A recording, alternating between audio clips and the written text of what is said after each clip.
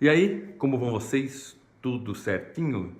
Gente, vamos tentar voltar a conversar toda semana depois que passou esse lance de eleição, essa coisa de torcida, essa coisa polarizada que de alguma forma ou outra se tornou tóxica, né, cara? Ficou tóxica, isso ficou muito ruim, até para emitir uma opinião ou para defender alguma coisa a qual a gente acredita com um pouco mais de afinco, porque as pessoas elas levavam isso muito para o pessoal, elas levavam isso como uma afronta à pessoa. E muitas, não estou falando todas, muitas não viam isso como um macroambiente, né? Como esse macroambiente que agora é uma realidade que está acontecendo e a gente está vendo como que isso está sendo conduzido, como que a política está sendo conduzida no país, essas coisas todas. Mas não é sobre isso que eu vim falar. Eu queria começar essa série de vídeos, começar a tentar conversar com vocês logo depois das festividades do Momo. Para quem não sabe, eu curto muito, gosto, participo, interajo e faço parte das festividades do Momo da minha cidade. Mas diante de algumas coisas, de alguns ocorridos e de algumas conversas de grupo, essas coisas, eu achei legal a gente começar isso e tentar conversar, né, toda semana, como a gente já fazia. Deixa aqui embaixo se vocês curtem, se é muito legal voltar, se não é muito legal voltar, se isso enche o saco, não enche o saco. E a gente vai tentando conduzir isso da melhor forma possível, sem edição, com muita educação e sim também aceitando a opinião de todo mundo, tá ok? Então depois aí do tema a gente volta. Então a gente voltou, para vocês virem aí, deve ter entrado no teminho, que eu tô até meio mal ainda. Na verdade, as pessoas que me conhecem mais intimamente, ou as pessoas que acompanham o meu Facebook, acompanham o meu Twitter, que vai ter que estar aparecendo aqui embaixo, ou o Instagram nem tanto, mas mais o meu Twitter e o meu Facebook, sabem o quanto eu sou ligado à política, o quanto eu sou ligado a esse tipo de coisa, esse assunto que eu gosto muito de política, e todo mundo sabe eu fazia vídeos sobre políticas, mas nós vemos, a gente está vindo, o Brasil está vindo numa sucessão terrível de tragédias, né? Então nós tivemos lá o caso de Brumadinho, 3 anos depois do caso de Mariana, que também é uma barragem de rejeitos. Aí nós tivemos as chuvas no Rio de Janeiro, e nós tivemos aí o caso do CT do Flamengo, né, o Ninho do Urubu também, que acabou aí tirando a vida de 10 jovens, cara, que é uma coisa extremamente trágica, porque são sonhos que são apagados. E ontem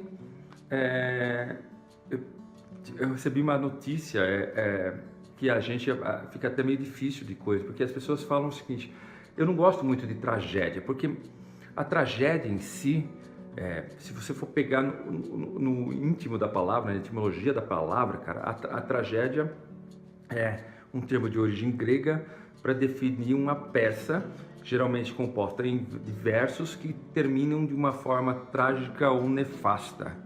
Então, isso é tanto que tem lá as máscaras da tragédia e da comédia aí do teatro grego.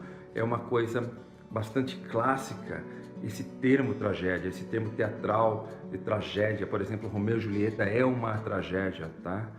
Mas se você pegar tragédia como um acontecimento de mortes, essas coisas todas, o Mário Sérgio Cortella falou uma coisa bastante interessante, que tragédias são fenômenos naturais os quais não podem ser evitados. Um maremoto é uma tragédia, um terremoto é uma tragédia, uma erupção vulcânica é uma tragédia, que terminam com muitas mortes ou com um final nefasto, né? Como a etimologia da palavra, como a formação daquela palavra. Essas tragédias que aconteceram, que vêm acontecendo no Brasil, aí desde Mariana, Brumadinho, o Ninho do Urubu, e mesmo a morte, o acidente do Boechat, não são tragédias, cara, são negligências, porque são fatos que poderiam ser evitados, e evitados de uma forma que não causasse tantas mortes, tantas perdas de vida, como o próprio Boechat, que perdeu a vida numa possível, a gente não sabe, mas numa possível negligência, porque o helicóptero não poderia ser usado como táxi aéreo, sim para fotos e para filmagens, mas estava sendo usado como táxi aéreo, como o ninho do urubu, que não tinha aval do bombeiro, entendeu? E como a tragédia de Brumadinho, que segundo e-mails poderia ter sido evitada, porque todo mundo sabia que a sirene não ia tocar. 2 dias antes isso foi evitado, foi falado. Então, o quanto isso é dolorido, o quanto isso pode ser classificado como tragédia. Não, isso não é tragédia, cara. Isso é negligência, isso é assassinato, entendeu? Então, é por isso que eu comecei a querer falar. Eu fiz esse vídeo, que provavelmente vai dar uns 8 minutos, para vir falar que é o seguinte: a gente não pode olhar isso como tragédia. Porque se for assim, se a gente deixar pelo simples fato de ser tragédia, isso vai continuar acontecendo, isso tem que ser cobrado, porque isso não é tragédia, isso é negligência. Pegou fogo também lá no CT do time do Bangu, se não me engano, se não me falha a memória, que também era problema de ar-condicionado, porque provavelmente tem gambiarra, entendeu? Então isso não é tragédia, a gente não pode encarar isso como tragédia no sentido da palavra, isso é negligência. Tragédia é aquilo que não pode ser evitado, tragédia é aquilo que é causado pela natureza. A gente é tão beneficiado e tão bem abençoado pela natureza, que o Brasil e toda a sua extensão territorial está em cima de uma única placa tectônica. Ou seja, quando movimenta a placa tectônica, né, quando a lava do centro da Terra movimenta, nós movimentamos tudo junto. Não tem uma falha, não tem uma fenda. Não é como países como o Japão ou mesmo a Ásia Oceânica, que tem uma fenda, que a movimentação dessas placas podem causar o terremoto. Não, a gente está numa peça só, numa placa só.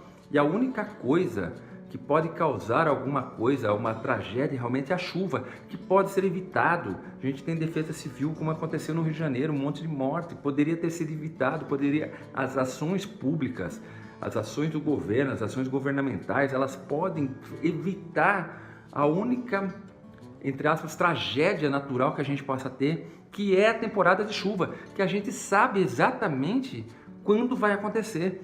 Verão, nós estamos para baixo da linha do Aquadrônio, o nosso inverno é um inverno seco, não é um inverno chuvoso. Isso acontece lá em cima na Amazonas, que o inverno é chuvoso, mas para cá, que eu estou falando especificamente de sul e sudeste, principalmente das grandes aglomerações urbanas, demográficas urbanas, como São Paulo e Rio de Janeiro, por exemplo, as duas maiores cidades, onde os alagamentos causados por chuva são coisas que fazem com que as pessoas ainda percam tudo e percam vidas, trazendo risco de morte. Isso pode ser completamente evitado. Isso não pode ser categorizado como tragédia. Não é? Tragédia é aquilo que não pode ser evitado, como Cortella disse. E só para fechar esse vídeo falando que isso não pode ser, o acidente, aí sim, o acidente do Boechat, ele não é uma tragédia, ele é um acidente que pode também ter acontecido por uma negligência. Porque o helicóptero supostamente não podia ser usado como táxi aéreo, isso aí está sendo apurado, mas que acabou sendo usado como táxi aéreo, e a gente perdeu um dos maiores colunistas, um dos maiores críticos da atualidade, me embarga a voz, porque como eu gosto muito de política, eu não gosto de falar sobre esse tipo de perda. Eu sempre ponho uma nota, não é que eu virei fã do cara porque depois que o cara morreu, entendeu? Faz uns 7 ou 8 anos que eu assisto e ouço, principalmente ouço o Boechat diariamente, li o Boechat na Isto É. Então eu acompanho o trabalho do Boechat porque é um assunto que eu gosto. E nós estamos vivendo um tempo no Brasil, a sociedade brasileira está vivendo um tempo que o Boechat era essencial. A fala e os comentários do Boechat eram essenciais, num tempo que a gente vive de fake news, um tempo que as pessoas elas colocam algumas coisas na frente da verdade, algumas ideias na frente da verdade, um tempo em que uma ministra fala que as pessoas elas compram estadia e hospedagem num hotel fazenda para fazer sexo com animais. Então o Boechat era essa voz, o Boechat era essa força contra tudo esse tipo de coisa. E doesse é quem doer, entendeu? Ele estava lá falando. criticando, falando, auxiliando, cobrando. Inclusive a última cobrança dele na Band News, que eu assisti pelo Café com o Jornal às 7h30 da manhã, foi exatamente disso, das tragédias de Brumadinho, das tragédias no ninho do urubu, cobrando que isso não poderia mais acontecer no Brasil. E, infelizmente, talvez por uma negligência também, ele foi vitimizado por isso. E era uma pessoa, era um profissional que não sou eu, que sou um cara que vou falar aqui na minha página no Facebook, tem que falar, todo mundo acho que viu e acompanhou a repercussão, ganhador de 3 prêmios ESSO, ganhador o único jornalista no Brasil que foi ganhador de 4 categorias dentro do prêmio Comunique-se, que é um prêmio importante também para a área do jornalismo. Então a gente vê que vai sobrar uma lacuna. E eu queria ter feito esse vídeo ontem para falar exatamente sobre o Boechat, mas não tinha me caído a ficha. Me caiu a ficha hoje, quando às 7h30 da manhã, eu liguei a TV, antes de começar a trabalhar, liguei a TV, como eu sempre fazia, para assistir o Boechat, e ele não estava lá. E tinha uma cadeira e eu não ouvi aquilo que poderia ser o meu norte, ou a minha pauta, para eu começar a ler jornal, porque eu leio diariamente também os 2 jornais, eu leio o Estado e a Folha. E geralmente os comentários que eram feitos pelo Boechat me levavam a começar a ler o jornal exatamente pelo aquele comentário.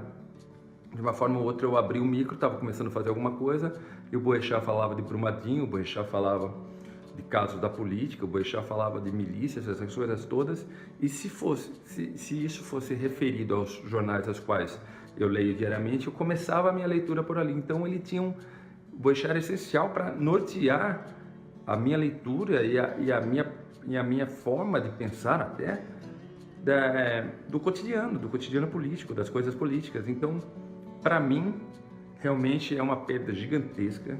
São coisas às quais a gente não pode se acostumar, a gente tem que combater. E como o próprio Boechat falava, a mídia, ela causa um medo, pessoas que têm medo ficam em casa, e pessoas que ficam em casa não mudam o mundo, não mudam a sociedade. Então é o seguinte, alguém vai ter que continuar falando, você vai ter que continuar falando, eu vou ter que continuar falando, porque não dá, a gente está vendo que de alguma forma a gente chegou no limite para que essas coisas parem. Isso tem que ser cobrado de alguma forma ou de outra. Muito obrigado por ter assistido até aqui. Se você assistiu o vídeo até aqui, muito obrigado. Espero estar aqui a semana que vem, para que a gente possa comentar, curtir, compartilhar. Deixa comentário aqui embaixo, curte, compartilha. Se você não quiser também, não deixa, porque eu comecei hoje para me expressar, e porque eu acho que eu precisava falar um pouco também, porque realmente a perda do Boechat é uma perda gigantesca, juntamente com aquela perda das 300 e poucas pessoas de Brumadinho, das 19 ou 20 pessoas que morreram em Mariana, dos 10 jovens que morreram no ninho de urubu, e de tanta gente que ainda morre nesse Brasilzão de meu Deus. E como o mestre Boechat falava, valeu, vamos tocar o barco.